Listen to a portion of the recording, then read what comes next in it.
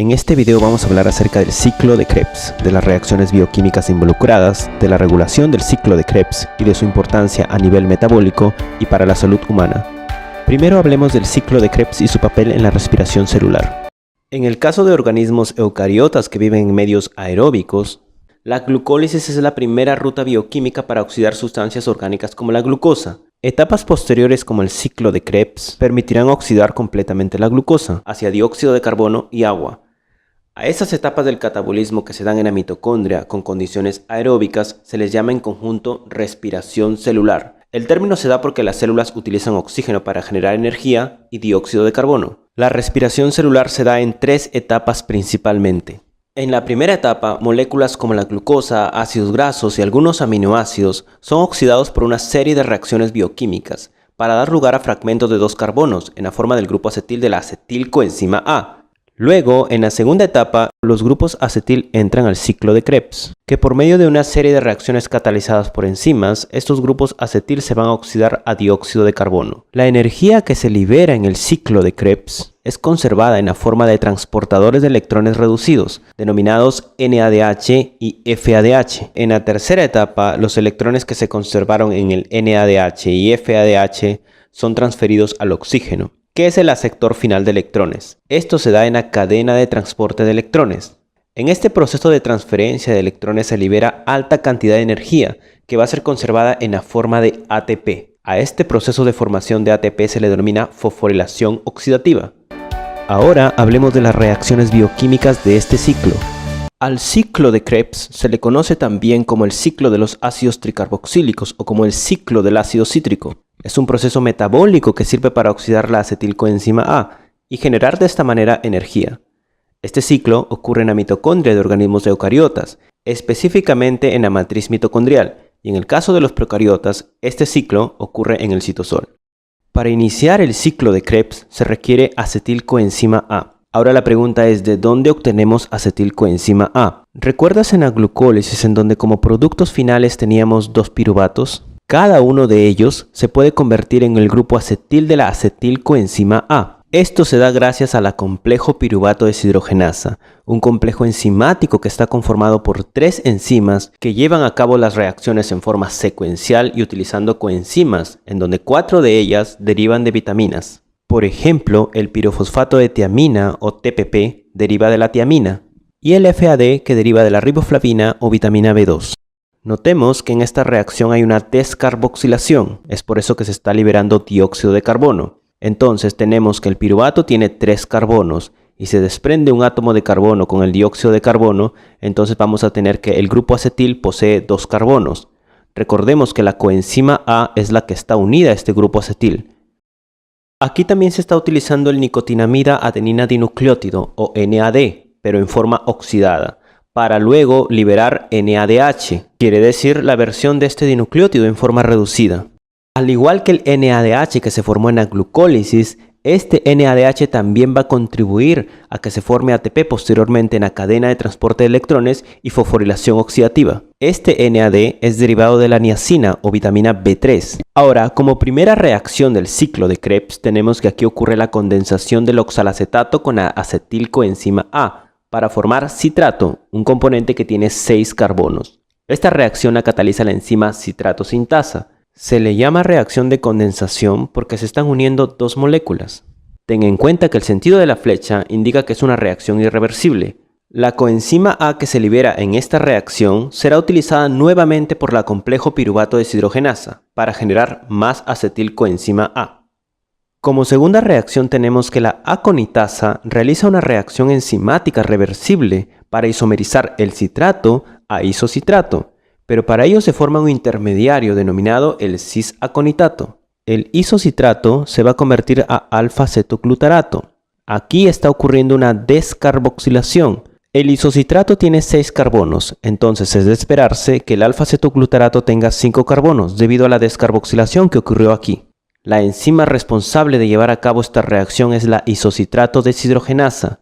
Notemos que aquí se está utilizando NAD oxidado para formar NADH. Este NADH será crucial para posteriormente formar energía en la cadena de transporte de electrones y en la fosforilación oxidativa. Tengamos en cuenta que aquí esta enzima, la isocitrato deshidrogenasa, utiliza el catión divalente manganeso como cofactor. En la siguiente reacción, el alfa-cetoglutarato se descarboxila. Aquí el NAT oxidado sirve como aceptor de electrones y la coenzima A resecciona el grupo succinil.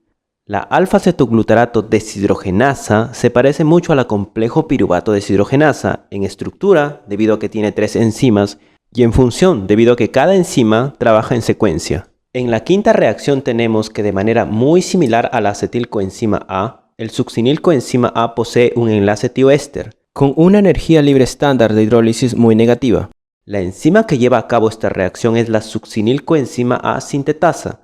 Al romper el enlace se libera energía que se utiliza para formar GTP o ATP. Nuestras células poseen 2 isoenzimas de la succinilcoenzima A, una para formar GTP y la otra para formar ATP. También el GTP formado puede donar su grupo fosforil terminal al ADP para formar ATP, reacción catalizada por la enzima nucleósido difosfato quinasa. El succinato que se formó en esta reacción va a ser oxidado a fumarato gracias a la enzima succinato deshidrogenasa. En organismos eucariotas como nosotros, esta enzima está unida fijamente a la membrana interna mitocondrial. En esta reacción reversible se forma FADH, componente que al igual que el NADH transporta electrones que van a servir para la síntesis de ATP posteriormente en la cadena de transporte de electrones y fosforilación oxidativa. En la séptima reacción, el fumarato es hidratado para formar malato, reacción catalizada por la enzima fumarasa. Como última reacción del ciclo de Krebs, el malato es oxidado a oxalacetato. Esta reacción es catalizada por la enzima malato deshidrogenasa. Notemos que aquí se está formando el tercer NADH. Todas estas reacciones corresponden a toda una vuelta del ciclo de Krebs, y este ciclo continuará ya que el oxalacetato se ha regenerado. Entonces, como productos del ciclo de Krebs tenemos a 3 NADH, un FADH, 2 dióxidos de carbono y un GTP, que es equivalente a un ATP. Como tercer punto tenemos el rol del ciclo de Krebs en el anabolismo y en el catabolismo. En organismos eucariotas como nosotros, el ciclo de Krebs es una ruta bioquímica anfibólica, es decir, es parte del catabolismo y anabolismo. En diferentes contextos metabólicos o de señalización celular, es normal que el ciclo de Krebs brinde metabolitos para alimentar otras rutas metabólicas. A las reacciones enzimáticas responsables de sacar estos metabolitos del ciclo se les llama catapleróticas. Por ejemplo, tenemos el citrato que participa en la biosíntesis de ácidos grasos y esteroles. También tenemos al alfa-cetoglutarato que participa en la biosíntesis de glutamato y por consiguiente de purinas y de aminoácidos como arginina y prolina. También la succinilcoenzima A participa en la formación del anillo de porfirina y que por lo tanto va a servir para la síntesis del grupo hemo. Otras reacciones catapleróticas incluyen la formación de fosfoenolpiruvato a partir del oxalacetato. También a partir del oxalacetato se puede formar aspartato y asparragina, en donde servirán para la síntesis de pirimidinas, componentes muy importantes en la biosíntesis de ácidos nucleicos. El ciclo de Krebs no siempre da componentes. De ser así, el ciclo no podría terminar. Ante ello, existen las reacciones anapleróticas. Esto es lo inverso a las reacciones catapleróticas, debido a que éstas restauran los componentes que salieron del ciclo. En el hígado y el riñón ocurre una reacción anaplerótica muy importante. Esta consiste en la carboxilación del piruvato para formar oxalacetato, reacción que se lleva a cabo por la enzima piruvato carboxilasa, y se da cuando el ciclo de Krebs está deficiente en oxalacetato. Otras reacciones incluyen la formación de oxalacetato a partir de fosfoenolpiruvato y la formación de malato a partir de piruvato. Esta última reacción se da mediante la enzima málica. En este punto vamos a hablar acerca de la regulación del ciclo de Krebs. Al igual que otras vías metabólicas, el ciclo de Krebs está fuertemente regulado, para de esta manera evitar la excesiva producción y desperdicio de componentes metabólicos. Los metabolitos como el ATP, NADH, acetilcoenzima A y ácidos grasos indican que hay suficiente energía metabólica. En el caso inverso, cuando hay metabolitos como el AMP, NAT oxidado y coenzima A, algunas enzimas se activan para que el ciclo continúe. Por ejemplo, tenemos aquí que la formación de acetilcoenzima A se ve comprometida por varios reguladores. La complejo piruvato deshidrogenasa puede ser regulada alostéricamente de forma negativa por el ATP, la acetilcoenzima A, el NADH y ácidos grasos. Sin embargo, también puede ser regulada alostéricamente de forma positiva. Aquí tenemos el AMP, la coenzima A, el NAT oxidado y el calcio. Otro ejemplo tenemos aquí la isocitrato deshidrogenasa, que es inhibida por la succinilcoenzima A y el NADH, y por el contrario puede ser activada por el calcio. La citrato sintasa es regulada negativamente por el NADH, la succinilcoenzima A, el citrato y el ATP, y se activa por el ADP. Recuerda que el sentido de estas regulaciones alostéricas se fundamenta en que si hay mucha energía, el ciclo de Krebs no puede continuar. Sin embargo, cuando hay poca energía, evidenciado por el AMP, NAC oxidado, el ciclo de Krebs tiene que avanzar. Esto es de esperarse debido a que si el ciclo de Krebs es una vía metabólica crucial, su regulación tiene que ser muy eficaz, gracias en parte a sus mismos productos. Finalmente, hablemos de la relación que tiene el ciclo de Krebs con enfermedad.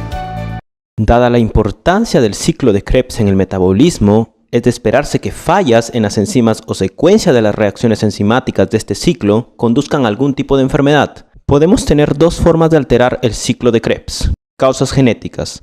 Aunque las mutaciones en genes que forman las enzimas del ciclo de Krebs son muy raras, cuando éstas se presentan son devastadoras para la persona. Por ejemplo, aberraciones en el gen de la fumarasa dan lugar a tumores del músculo liso y riñones. Además, mutaciones en la succinato deshidrogenasa puede generar tumores en las glándulas adrenales. El mecanismo molecular podría ser que las mutaciones en los genes de estas enzimas generen un estado pseudo-hipóxico, situación que ayuda al desarrollo del cáncer. La segunda forma de alterar el ciclo de Krebs se da por causas ambientales. Esto se da por perturbaciones en nuestro metabolismo, producto del consumo de comida chatarra u otros alimentos dañinos que alteran el metabolismo en general. Estudios recientes ponen en evidencia el papel crucial del ciclo de Krebs en las células inmunitarias. Por ejemplo, el ciclo de Krebs participa en la activación de los macrófagos, demostrándonos que su actividad está más allá de la metabólica. Es decir, los intermediarios de este ciclo participan en la señalización celular. Intermediarios que han sido evidenciados son el succinato y alfa-cetoglutarato. Los científicos creen que modulando rutas metabólicas como el ciclo de Krebs en células inmunes podría ayudar a hacer frente a infecciones, enfermedades autoinmunes y cáncer. Además, en el desarrollo embrionario, el ciclo de Krebs es crucial para el crecimiento del sistema endotelial, guiando la formación de sangre y de vasos linfáticos. Si el feto presenta disrupción en algunos pasos del ciclo de Krebs, esto podría generar problemas cardíacos al momento de nacer. Esto se fundamenta en que la alteración del ciclo genera un incremento en los niveles de cortisol. El ciclo de Krebs cumple un papel crítico en el metabolismo energético. Este conjunto de reacciones genera principalmente GTP, NADH y FADH. Estos dos últimos son transportadores de electrones que ayudarán a la síntesis de ATP posteriormente en la misma mitocondria. Además, este ciclo integra el anabolismo y el catabolismo, siendo como una especie de centro metabólico. Una mayor comprensión de este ciclo no solo a nivel metabólico, sino también como un proveedor de componentes que participan en la señalización celular, ayudará a los científicos y médicos a diseñar terapias que contribuyan al tratamiento de enfermedades oncológicas, infecciosas y autoinmunes.